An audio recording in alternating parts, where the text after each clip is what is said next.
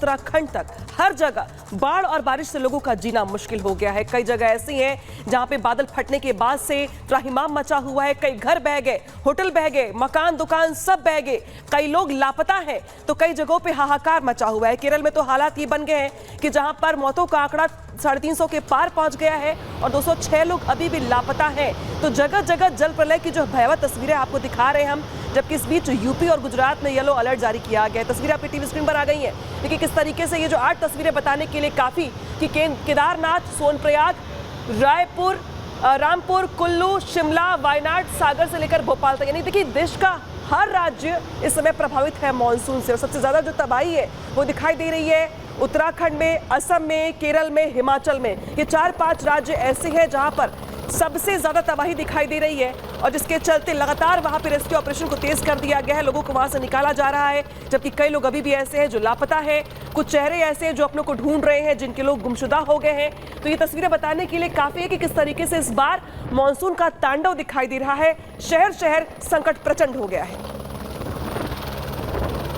तो कुदरत के कहर की तस्वीरें हम आपको दिखा रहे हैं कि आखिर चाहे केदारनाथ की बात करें, सोनप्रयाग की, रामपुर में आप देखिए हालात किस तरीके से भयावह हैं। वहीं इसके अलावा कुल्लू में लोग फंसे, वहां पर रेस्क्यू ऑपरेशन चलाया गया है। शिमला में बादल फटा है।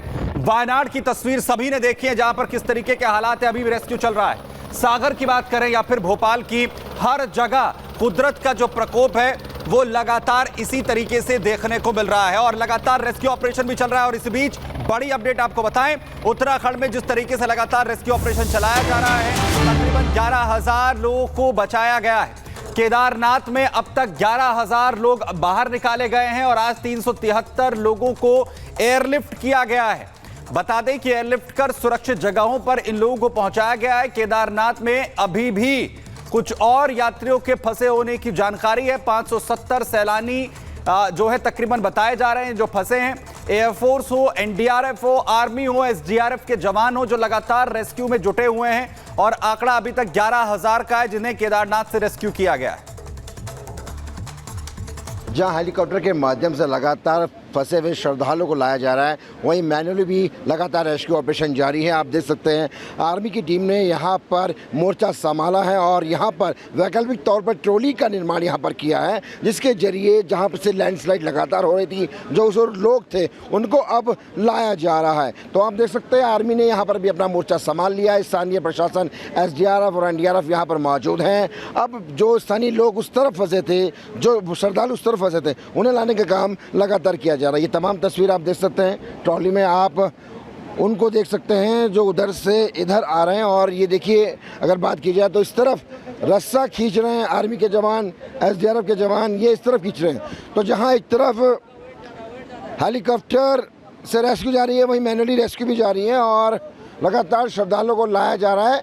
80% रेस्क्यू कंप्लीट है। 20% हम कह सकते हैं कि कुछ लोग फंसे हुए हैं और उनको भी जल्द से जल्द सुरक्षित स्थानों पर लाया जाएगा। वहीं आर्मी ने इसको तैयार किया है। उत्तराखंड की एसडीआरएफ यहाँ पर मौजूद है, वो भी लगातार यहाँ पर सहयोग कर रही है और डीएम के दिशा निर्देश पर यहाँ पर रेस्क्यू ऑपरेशन लगातार जारी है। तस्वीर देखिए, लगभग 2 मिनट का समय लगा इन्हें वहाँ से इधर आने का। और ये आँखें अगर इनकी देखेंगे, ये देखिए इनके चेहरे पर नजर डालिए, इनको यहाँ पर ये आ चुके हैं, ये इनको ले आया गया। तो इस प्रकार अब सभी लोगों को यहाँ पर लाया जाएगा। और तो तस्वीर बताने के लिए काफी है कि जिस तरीके से जिंदगी कराह रही है, तड़प रही है, बताने के लिए ये भी काफी कि जिस तरीके से वहां रेस्क्यू ऑपरेशन चल रहा है। हालांकि इस बीच बड़ी अपडेट ये है कि उत्तराखंड और हिमाचल, ये दोनों ही राज्य सबसे ज्यादा कुदरत की मार से कराह रहे हैं और यहाँ पे लैंडस्लाइड के बाद, बादल फटने के बाद कई इलाके ऐसे हैं, कई घर ऐसे हैं, कई मकान ऐसे हैं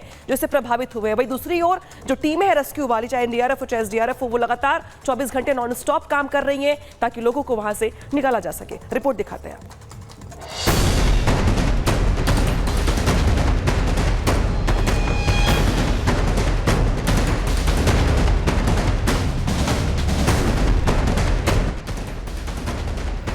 बारिश और तबाही की ये तस्वीरें झकझोर रही है। बारिश ऐसा तूफान लाई है कि हिमाचल से लेकर उत्तराखंड तक सब कुछ तबाह हो गया। गांव के गांव उजड़ गए और तबाह हो गई लोगों की हंसती खेलती दुनिया। टूट गए मकान और टूट गई लोगों की हिम्मत। तो मैं और मेरी वाइफ ही आए कि आप इस कंडीशन में बच्चे हैं कि कह नहीं सकते। हमने सारा मंजर अपनी आंखों से देखा है। तो मेरा घर भी वहीं था, तो मैं बिल्कुल बेघर होके बैठा हूँ, आज रोड पे हूँ। पूरा घर बार गए, गाय बच्चों सब चले गए, कुछ नहीं बचा इनके पास भी। क्या है कि घर बचा झाकड़ी में सिर को, ये एक बेटा बचा, एक पोतरू बचा, बस यही बचे। सब कुछ ले गया, कुछ नहीं रखा।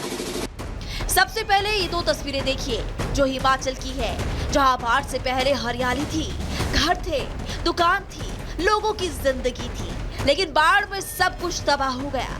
मकान टूटे, दुकान टूटी और तबाह हो गया पूरा गांव। बाढ़ ने न मकान को बख्शा न स्कूल को। भारी बारिश में हिमाचल का रामपुर सवेज गांव का ये स्कूल भी पूरी तरह से तबाही की तस्वीर लेकर आया। आप देख सकते हैं ये वो राजकीय वरिष्ठ माध्यमिक पाठशाला है, उसका गेट केवल बचा है, क्योंकि गेट इसलिए बचा है कि ये ऊपर में है, ये काफ़ी ऊंचाई पे है, लेकिन जो स्कूल है वो पूरी तरीके से तबाह हो चुका है। यहाँ पर एक भी ऐसा घर नहीं बचा जो उस सैलाब के कारण पूरी तरीके से तबाह ना हुआ हो। देखिए तस्वीरें यहाँ पर है, एक मेडल आप देख सकते हैं, उस स्कूल के अंदर का ये दृश्य है, जहाँ की अभी केवल एक निशानी के तौर पर आपको मालूम चलेगा कि ये स्कूल है और वो मेडल रखा हुआ है। ये सैलाब आया और सैलाब के बाद एक पूरे तरीके से ये जो स्कूल था वो तबाह हो चुका है। बाढ़ का आतंक मनाली रोहतांग नेशनल हाईवे पर भी देखने को मिला, जहां जगह जगह बारिश से नेशनल हाईवे को भारी नुकसान पहुंचा। मनाली से करीब 10 किलोमीटर आगे नहर कुंड के पास नेशनल हाईवे का करीब 250 मीटर का हिस्सा ब्यास नदी में बह गया।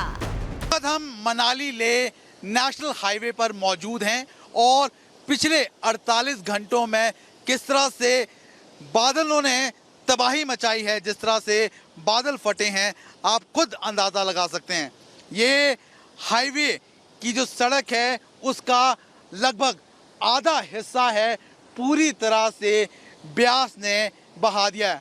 आप देख सकते हैं कि सड़क कितनी दूर थी और जो हिस्सा है सड़क का वो कैसे बह गया है। उसके साथ साथ आपको बता दें कि मनाली ले हाईवे पे 3 जगहों पर जो सड़कें हैं वो पूरी तरह से क्षतिग्रस्त है। हिमाचल के रामपुर एसडीएम निशांत ने बताया कि 33 घर थे, जिनमें से 25 घर का नामो निशान नहीं है। पूरी तरह से मलबा एकत्रित हो गया। साथ ही लोगों की तलाश में 6 जेसीबी लगाए गए हैं। कि कम से कम 700 करोड़ रुपए का अभी नुकसान हुआ है और 55 के करीब लोग लापता है, जिसमें कुछ डेड बॉडी रिकवर हो गई है। अभी क्योंकि डेड बॉडी में हमने युद्ध स्तर पर कार्य शुरू किया है, हम चाहते हैं कि भविष्य में भगवान से हम यही प्रार्थना कर सकते हैं कि हिमाचल पर थोड़ा रहम कीजिए। ऑपरेशन तो सरकार की ओर से चल रहा है, लेकिन फिर भी उसके बावजूद जो घटना हुई है ये हृदय विदारक है और इसके यहाँ पर जो नुकसान हुआ है, जबकि अब की बार इतनी बरसात अभी हुई नहीं है। बरसात का शुरुआती दौर है ये हिमाचल प्रदेश में खास तौर से, और पूरे हिमाचल प्रदेश में हम देख रहे हैं कि 55 लोग से ज़्यादा जो है वो शुरू के इस दौर में ही शिकार हो गए हैं। लोगों का दिल जरूर टूटा है इस प्राकृतिक आपदा में, लेकिन हौसला अभी भी सेना ने टूटने नहीं दिया।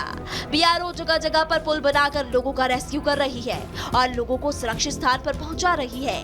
ऐसी तस्वीर उत्तराखंड के केदारनाथ से भी सामने आई। बाढ़ के बाद केदारनाथ के पैदल मार्ग पर लगातार रेस्क्यू जारी है। बड़ी लिंगचोली से लगातार श्रद्धालुओं को सोनप्रयाग लाया जा रहा है।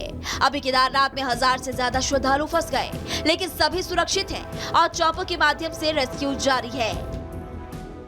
लगातार रेस्क्यू ऑपरेशन जारी है। आप देख सकते हैं चॉपर के माध्यम से लगातार इन श्रद्धालुओं को जो यहाँ फंसे इनको ले जाने का काम किया जा रहा है। मुख्यमंत्री पुष्कर सिंह धामी के निर्देश है कि प्रत्येक श्रद्धालु को सकुशल ले जाया जाए। जो काम लगातार जारी है और लगातार चॉपर यहाँ से जो लोग यहाँ पर फंसे उनको ले जाने का काम कर रहा है। यहाँ से केदारनाथ का जो मार्ग है वो लगभग 1 घंटे का पैदल मार्ग है। ये बड़ी लिंगचोली की तस्वीर आप देख रहे हैं। तमाम जो श्रद्धालु है यहाँ पर सुरक्षित है। सोनप्रयाग में आर्मी ने मोर्चा संभाला, बीआरओ ने पैदल ब्रिज बनाया। इसके साथ ही केदारनाथ के पैदल मार्ग भीमताली में भी ब्रिज बनाने का काम शुरू होगा।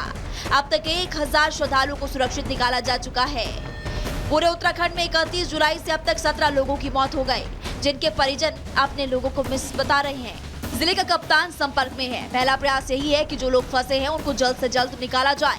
मौसम की मार से हाल बेहाल है और मौसम कब तक सुधरेगा इसके आसार फिलहाल कभी नजर आ रहे हैं। लोगों के लिए सेना रक्षक बनकर मैदान में है और उनकी लगातार मदद भी की जा रही है।